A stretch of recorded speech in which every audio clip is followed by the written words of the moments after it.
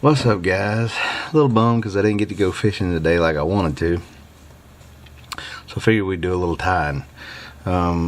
Today I'm gonna tie a bait fish pattern that we're gonna call the Fly-N-Dine, or Fly-N-Dine. It's based off the Mirrolure Mirrodine, the shape. And so what I've got here is an Eric's size 4. It's a tube hook. I don't remember the number off the top of my head. I don't have it around here. But anyways, it's a really small hook, but it works really well for this pattern. So, and I've had some success on this pattern already, so it must be a little something to it. So we're going to get started. Now I'm going to do this one today. It's going to be in like a natural salt color, so white with a red head. Alright, so simple fly, not a lot to it, not a lot of materials. So let's get this party started, right? So got some 210 Danville, and this looks like a flat wax. So got some of that. Yeah. Okay, now this guy is mostly Steve Farrar flash blend. Not all, but mostly. Okay, so I'm gonna show you how we're gonna do this here. I'm gonna reach in. I want to grab us a pinch. We got about yay much fibers. Alright, now I'm going to pan you down here and I'm going to show you how I do this. Okay, so I third the material. 1, 2, 3, just like that. Third that material. Now we're going to do another batch. Let's go and do that here.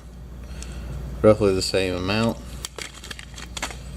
I'm going to take that. I'm going to double it over. I'm going to cut it, lay it down.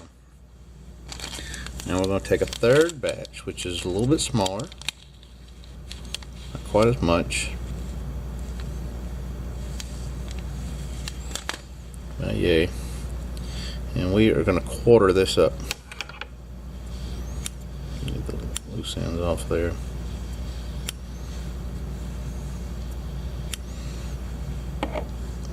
Let's see. Alright, that's our fly right there, guys. So that's pretty much it. Now, the part that we thirded, we're going to take and we're going to taper the ends on it. So you have to hand taper this stuff. Let's see, this way a little bit. Just doing a little pulling, a little tug until you get a little bit of hand taper going on here. Sometimes you get a little too much hand taper. Alright, so we're going to go about, let's say about a third of that on top of the shank. Now you might have to reach up and do a little adjusting. Get a few tight wraps on there. Let's see where this goes. So we're going to pull this back just a touch.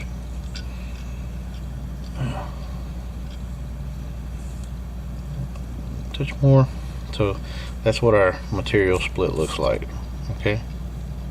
Alright. You're going to take and fold it on top of the other. You're going to make a little knot across the top.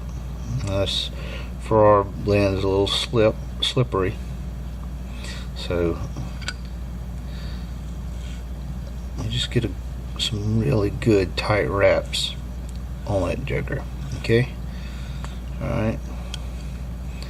then wrap back in front of that knot. That knot's actually kind of important because the next phase is going to set against it and make it flare. And I put a little bit of Sally Hansen's 808, hard as nails. Put that on. I don't worry about coming down the shank too much. So now we take our second batch. We taper the ends again. Get you a nice little taper happening. Okay. Now we're going to come over the back until just a hair over where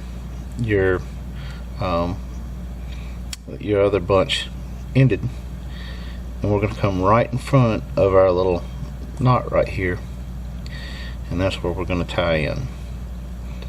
Alright, let me back that up a little bit. Right in front of it. And yep, let's see, right there.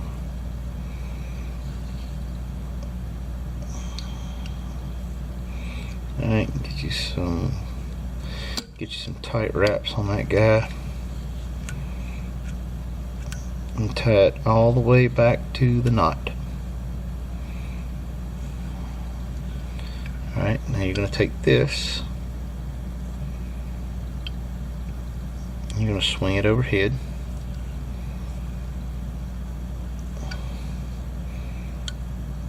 and you're going to make another knot right in front of the other knot.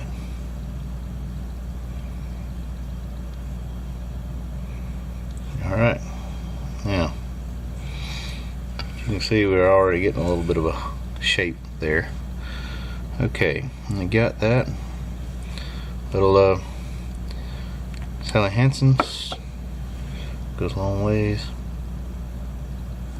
Get a little down on the thread. Alright, now we take the bunch that we quartered right here, we split it in half.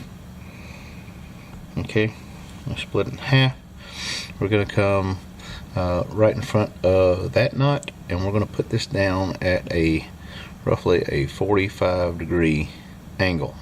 Okay, alright, so basically what we're doing is covering the hook, or part of the hook. You know, swing that in there, pull the other half of it down right in front of that other knot.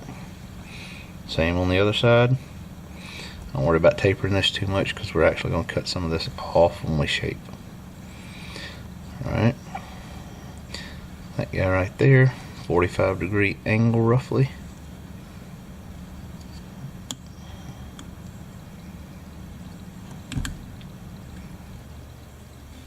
And there we go. Alright, so we got something happening here. Okay, oh, and I actually needed another bunch of white, but we'll get to that in a second. Okay, so we got that. Touch Sally's.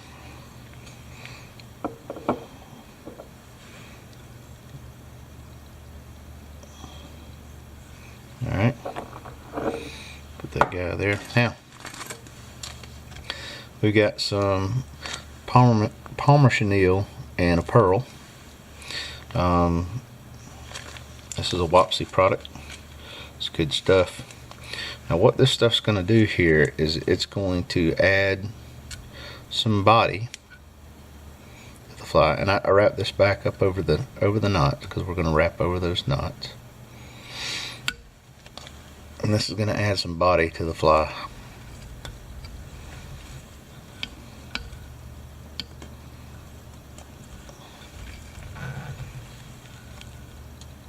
Around the head. It also helps add a little bit of a gill pattern right where the gill should be.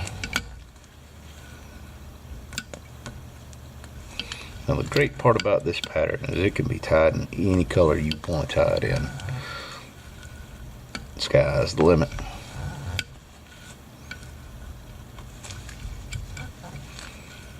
And we're going to go with enough wraps to get us to have roughly 1/8 of the shank left, to whatever that takes.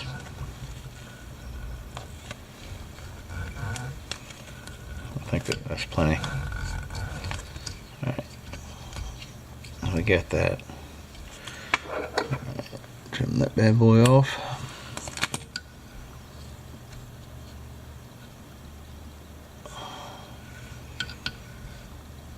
Alright, now we need just a touch more of the flash blend.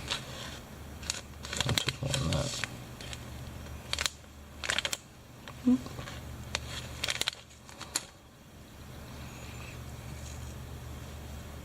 Okay, I'm going to take this, cut it in half. Alright, got that cut in half. Get all of our long pieces pulled out, and then and we're going to take about a third of it off. Okay, we're going to taper that. Alright, now we're going to tie this. Man, those look rough, don't they? We're going to tie this in at where this, here's your last bunch right here. We're going to tie it into where it's just short of that, right in front of that other knot. Get this to sweep back overhead like this.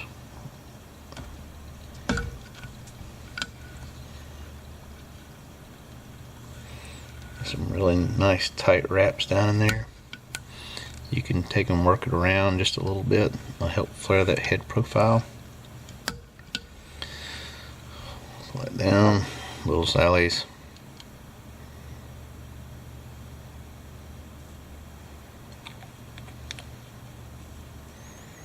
Alright, now, here's the fun stuff.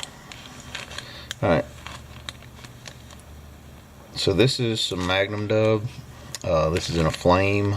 This is Latera, which you can buy straight from those guys at, see if we can get it in there, this website. Now this guy has some really cool color combos. You know, here's one right here. It's called Unicorn Fuzz. It's got a lot of UV stuff in it. It's great. They're really long. They're 4 inches long.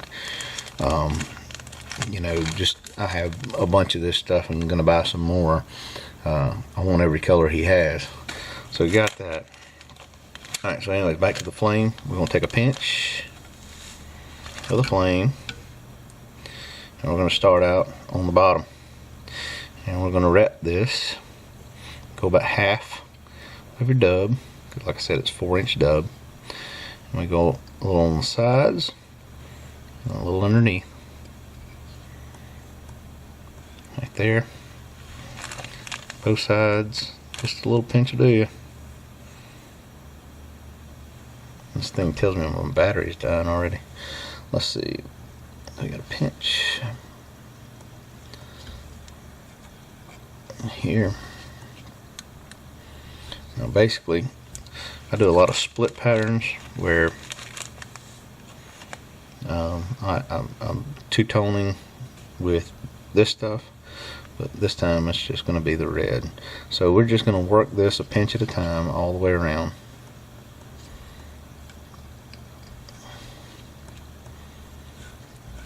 Even them out on each side.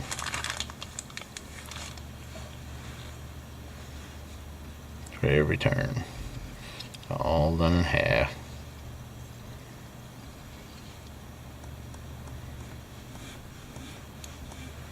Building up a nice little dubbing head. Need a little bit more right here. See, that's the beauty part about this, is just a little bit and a couple wraps of thread fills it right in.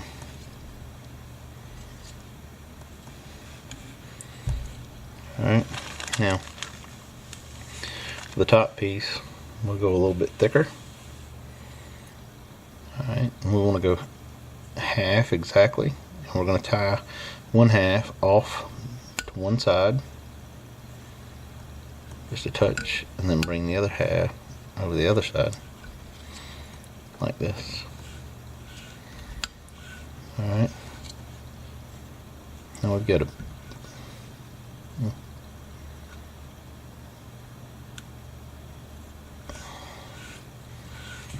now, let's see, how do we look here? I think we're going to need just a touch more on that top.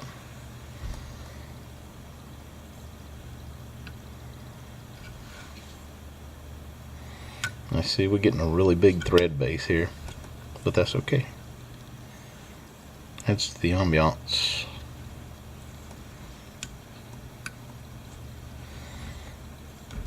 I still haven't overly crowded the hook eye. Okay, so we got that guy on. I need a whip finisher.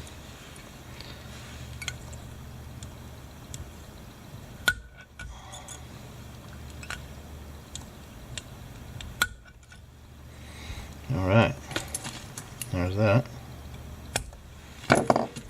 Now, did that. Now, take a comb,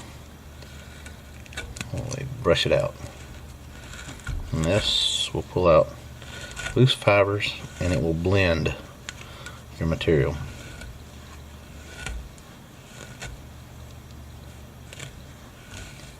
And you're going to do this, and then we're going to shape. As you can see, it's already taken a nice minnow shape, or shad shape. We haven't even got to the shaping. Alright, so I'll just stroke it back a little bit. Take a look. See, we got a naked spot over here. You can actually twist this around just a touch. Take care of some of that.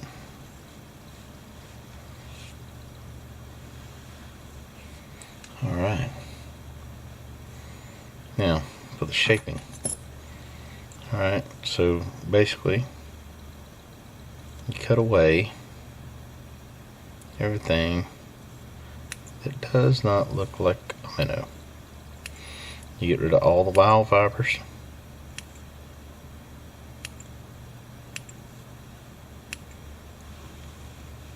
All the chaos.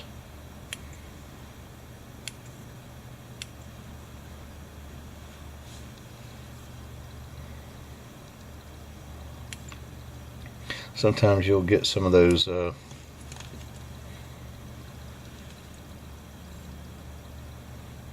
sometimes you'll get some of the well, it's long in the dub there, isn't it? Some of the the Palmer chenille sometimes will stick through over here, and you can just trim those guys up a little bit. Its job is to basically make this bulge, and you see how much bulgy that is, if that's a word. But so anyways, that's almost it. We're almost done. Okay, I'm going to save a little shaping for later. Now, the other thing we're going to do is going to add some alright, so the battery died. I had to change the battery. So we're going to use a fish skull, Fly-Man Fish Company, Living Eyes. These are fire. They're in a size 7mm. I'm going to use those guys. Now, I take these handy little tins I got here and use some 2-part epoxy and mix a little bit of that in with a bodkin.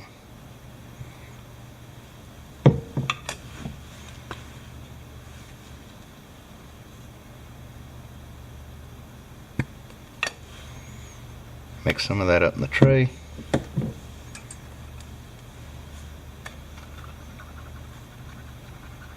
to mix it till it's clear.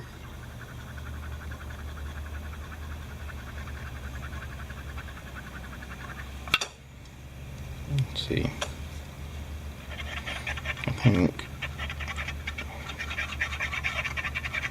the beautiful part about this fly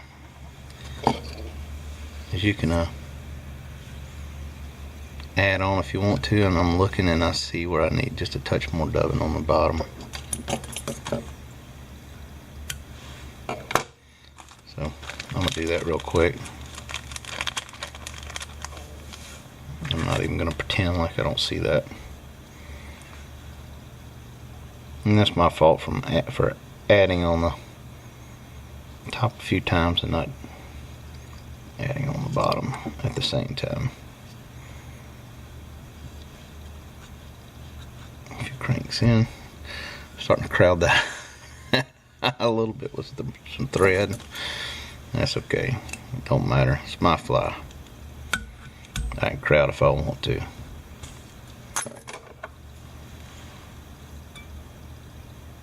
That's much more even. Alright, so got that done. Stroke everything back. Got our epoxy mixed.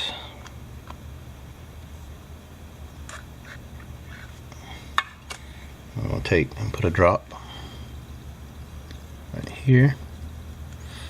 And I kind of stick that bodkin all the way through.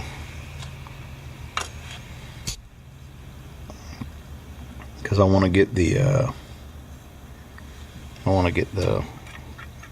epoxy all the way through as much as possible.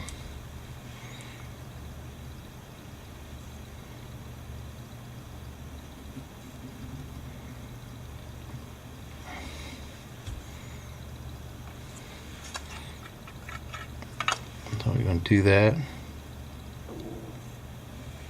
Alright. You get them roughly as close as you can get them. Let's see here. Alright.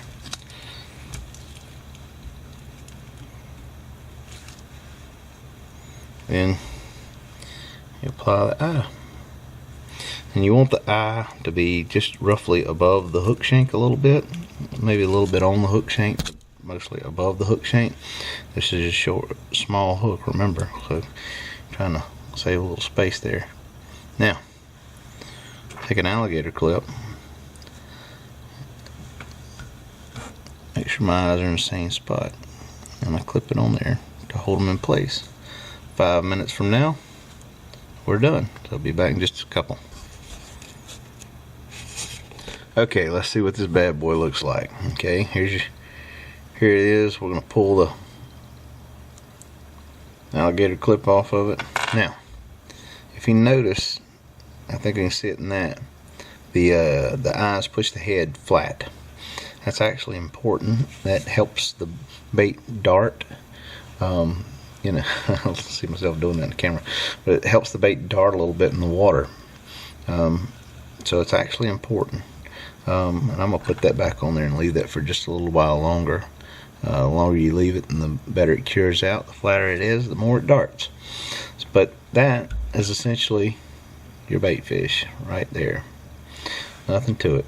Take and shape it up, and you know, get you an old Mirrodine, however you want to say it, and use that for an idea. This is a well used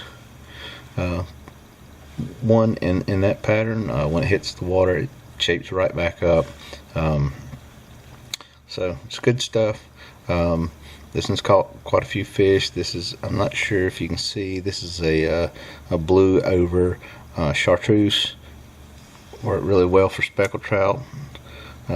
Here is the same thing, clean, unused version.